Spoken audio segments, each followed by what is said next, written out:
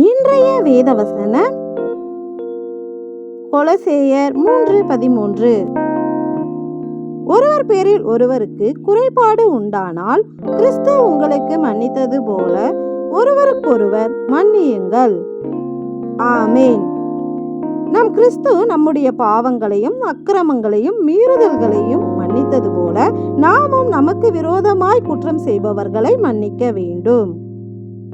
நாம் பிறருடைய குற்றங்களை மன்னிக்க வேண்டும் என்றால் நாம் அவர்களை நேசிக்க வேண்டும்.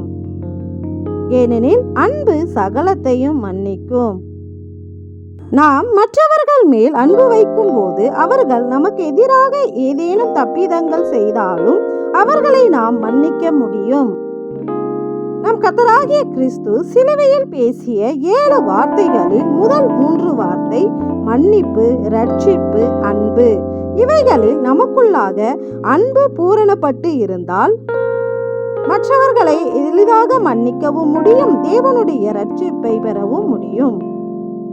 எங்கள் கர்த்தராகிய கிறிஸ்துவே, நீர் எங்கள் மீது அன்பு வைத்து எங்களுடைய தப்பிதங்களையும் மீறுதல்களையும் மன்னித்து எங்களை இரட்சித்தது போல நாங்களும் எங்களுக்கு விரோதமாக குற்றம் செய்பவர்களை மன்னிக்கும்படி எங்களை உம்மை போல அன்புள்ளவர்களாக மாற்றும்படியாக வேண்டிக் கொள்கின்றோம்.